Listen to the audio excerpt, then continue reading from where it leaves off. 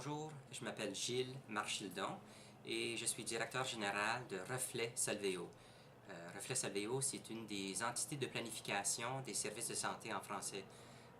Puis nous, on est situé à Toronto et on conseille le gouvernement sur l'amélioration des services de santé en français dans la région du Grand Toronto. Je suis originaire de Penetanguishene, également dans le sud de l'Ontario.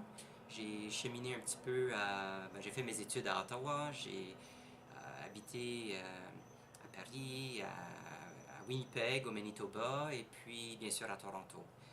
Euh, Lorsque j'ai habité à Toronto, la première fois, j'ai participé au comité d'exploration pour l'établissement d'une caisse populaire à Toronto. Et je dirais que j'ai toujours été quelqu'un qui aimait participer à sa communauté, qui aimait s'impliquer dans tout ce qui a trait à organisation communautaire, mouvement communautaire. Euh, Ça me donne beaucoup de satisfaction de savoir que je peux contribuer à ma communauté. Et je trouve ça très stimulant aussi de participer à des organismes communautaires. Ça m'épanouit sur le plan personnel et professionnel. Parlons de ce qu'on appelle la gouvernance. Alors d'abord, c'est quoi? Pour moi, la gouvernance, c'est de savoir bien faire les choses. Parce que c'est important d'avoir non seulement une bonne motivation, puis des bonnes personnes, de bonne volonté et tout ça, mais il faut avoir de bons mécanismes pour pouvoir canaliser toute cette énergie positive de manière à donner des résultats. Alors la gouvernance, essentiellement, c'est d'avoir des bonnes procédures en place, c'est de suivre un cheminement qui est clair, aussi clair que possible, bien connu, bien apprécié et bien appuyé par tout le monde qui est impliqué, qui participe. Parce que, en tout cas, moi j'ai la conviction profonde que en ayant une bonne gouvernance, ça donne de meilleurs résultats. Euh, c'est une manière par laquelle on peut gérer les divergences d'opinion. C'est une façon par laquelle on peut faire en sorte que les gens sachent, que les gens, les participants, les membres, les coopérants, les adhérents, que tous les gens impliqués dans une cause ou dans un organisme ou dans une entreprise peuvent être assurés que leurs opinions, on va en tenir compte et que leurs idées vont peut-être alimenter et faire en sorte qu'on arrive à de meilleurs résultats. Et la gouvernance, c'est un peu comment canaliser tout cela. Alors, puisque la bonne gouvernance touche tout ce qui a trait aux procédures, aux processus, je pense que c'est important d'abord de bien les communiquer et de faire en sorte que tous les règlements ou toutes les procédures ou les manières par lesquelles les gens peuvent contribuer leurs idées, devenir membres, se porter volontaire, se porter candidat pour un conseil d'administration par exemple, que tout cela soit bien exprimé, autant par écrit que de profiter des occasions pour les présenter de manière à l'oral. Alors ça commence par la bonne communication. Je pense aussi que une fois que les gens sont impliqués, c'est d'alimenter, de contribuer, de faire en sorte de renforcer les messages. Alors, par exemple, si on croit beaucoup dans l'implication des membres, ben à ce moment-là, c'est que c'est pas de souligner ça seulement une fois par année, mais d'inclure des messages qui renforcent cette idée-là dans ces infolettres, lors des activités qu'on organise, de bien remercier les bénévoles, de bien souligner la participation des membres, de toujours rappeler comment les gens peuvent contribuer leurs idées ou leur temps à la cause.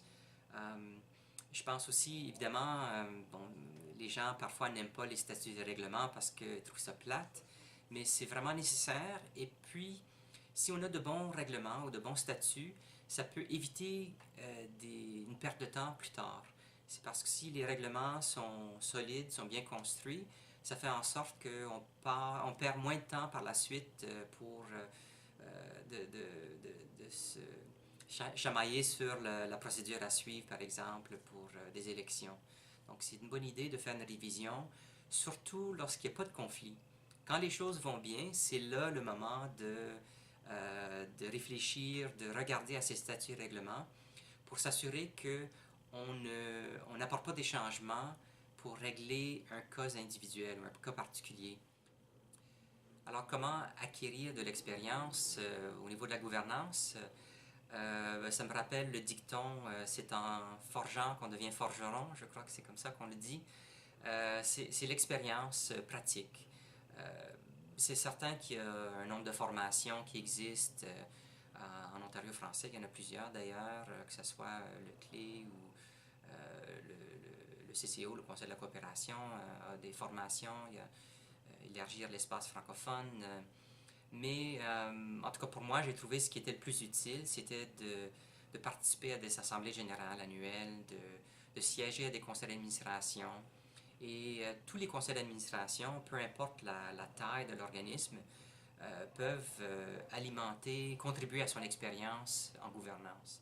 Et justement, c'est parfois dans des organismes plus modestes ou des organismes qui ont une faiblesse au niveau de la gouvernance, c'est peut-être là où on peut davantage apprendre, parce que justement, il y a beaucoup plus à faire.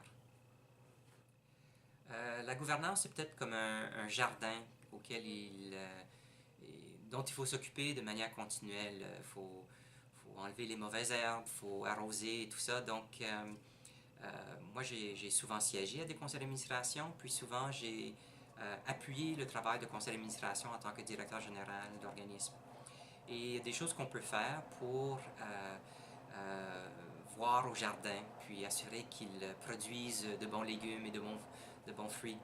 Alors, par exemple, de bien annoncer d'avance la tenue des réunions, d'avoir un ordre du jour qui est clair, de préparer les réunions, de ne pas hésiter à investir un petit peu de temps d'avance pour faire en sorte que la discussion lors des réunions même soit bien balisée, qu'on ait déjà déterminé, ok, voici l'enjeu. Oui, la réunion, ça va être pour discuter, pour décider tel ou tel point, mais on a déjà fait le travail de recherche pour dire voici les 2 ou 3 options qui s'offrent à nous et peut-être les avantages ou les désavantages de chacune des 2 ou 3 options. C'est une bonne idée aussi pour un conseil d'administration de mettre sur pied des comités. Parce que des comités, ben, c'est des plus petites équipes qui peuvent concentrer leur travail sur un enjeu en particulier, que ce soit les finances ou les ressources humaines ou bien les communications, etc. Et justement, les comités peuvent souvent faire tout le travail de développer les 2 ou 3 options et de faire en sorte que déjà on arrive en réunion du conseil d'administration avec une recommandation d'un comité sur tel ou tel enjeu. Puis aussi, les comités, souvent, c'est des bons terrains de recrutement pour d'éventuels membres du conseil d'administration. Donc, les comités de CA n'ont pas besoin d'être composés uniquement de membres du conseil d'administration. On peut aller recruter parmi les membres ou parmi des experts dans la communauté pour contribuer au travail des comités. Il y a différentes manières par lesquelles on peut mesurer jusqu'à quel point il y a une bonne gouvernance dans un organisme. Évidemment, on peut regarder voir est-ce que les postes au conseil d'administration sont comblés à l'heure actuelle. S'il y a beaucoup de vacances, ça peut peut-être être un signe qu'ils ont de la difficulté à recruter des gens, qu'ils ont peut-être par le passé eu beaucoup de gens, mais que les gens ont quitté parce qu'ils sentaient qu'on ne les écoutait pas ou qu'il n'y avait pas une bonne gouvernance en place. Et je dis ça pas pour décourager quelqu'un de se lancer. Moi-même, je me suis impliqué justement avec des organismes où il y avait peut-être pas une crise, mais disons un manque de solidité au niveau de la gouvernance.